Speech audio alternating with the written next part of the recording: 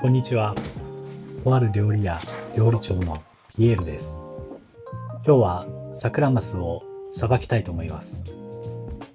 このチャンネルは普段お客様には見せない厨房の仕込み風景を公開しています。よかったらチャンネル登録をお願いします。長い長い冬が終わり、ようやくこの季節が来ましたね。桜が咲く時期に水揚げされるのでサクラマス。春告げ魚と言われてるだけあって、この魚を見ると春が来たなぁとしみじみ感じます。今や言わずと知れた高級魚ですからね。心してさばいていきたいと思います。まずはエラと内臓を取り出します。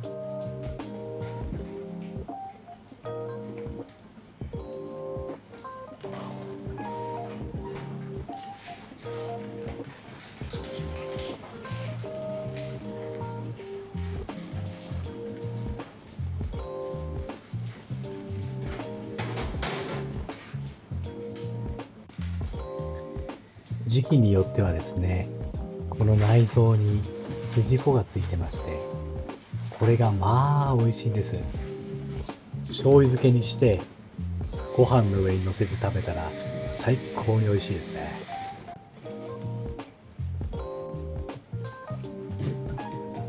そうしましたら一度腹の中を洗いましょう。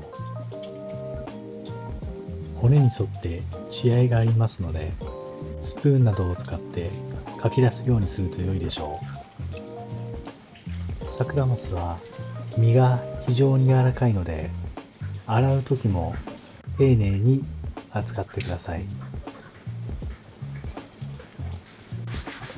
一度まな板をきれいにしましょう。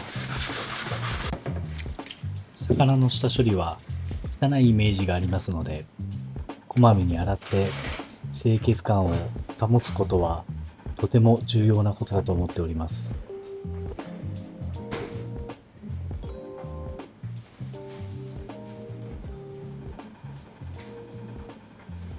では開いていきます。本来この手の鮭やマス類は大名おろしというさばき方を行います。または半身だけ三枚おろしにし、その後大名おろしにする場合もあります。今回は三枚おろしのみで行っております。厳密に言えば身割れのリスクなど様々なことが言われておりますが、どのやり方でも構いません。ご自分のやりやすい方法で行ってください。これに関しては職人によってやり方が違いますので、あくまで一つの参考にしていただければと思います。中骨や頭は様々な料理に使いますので、捨てずに取っておきます。味噌汁などにすると美味しいですよ。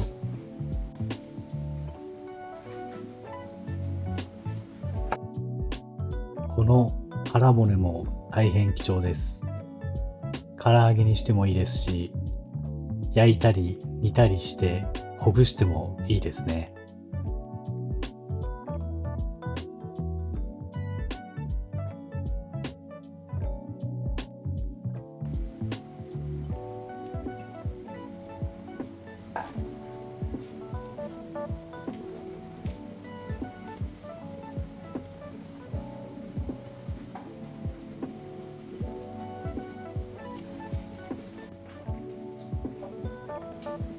さあ、ここから私の大嫌いな作業が始まります。血合い骨という細い小骨がですね、無数にこう並んでるんですけれども、まあこれが取れない。使ってるピンセットが悪いのか、まず取れないんですよね。毎回握力がなくなるほど苦労してます。鮭やサーモンはこんなことないんですよね。もっと取りやすいんです。人によっては鮮度がいいものほど血合い骨が取りづらいなんて言うんですけれども、真相はわからないですね。あとはですね、もうちょっと苦肉の策なんですけれども、先に切り身にしてしまって、それから小骨を取っていくっていうちょっと手間なんですけれどもね。ただそれだと簡単に取れます。その代わり小骨の取り忘れには注意してくださいね。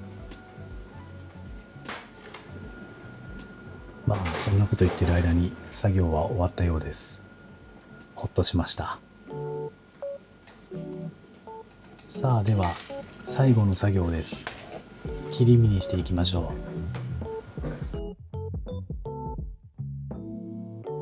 う。やはり鮭やサーモンと違ってサクラマスの身は全く別物ですね。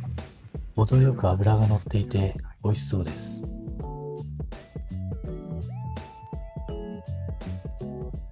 腹と背両方ついた状態で切り身にしていきます。魚を扱うものからすれば当たり前の話なのですが、腹の方はより脂が強く、そして背の方は筋肉質。この定番の切り方が両方の味を楽しめるというわけです。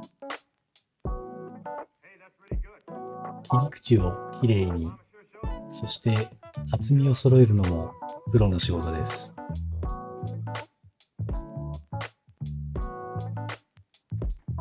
なるべく同じ重さでカットできるよう心がけています。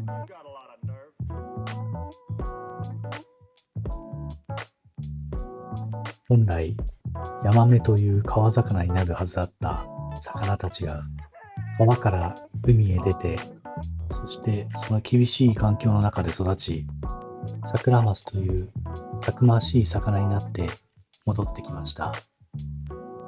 そんな希少価値のあるサクラマス、この春という時期にしか味わえませんので、料理屋へ足を運んで召し上がってみてはいかがでしょうか。本日の仕込みは以上となります。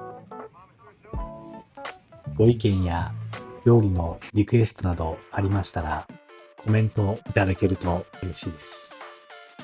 ありがとうございました。またお会いしましょう。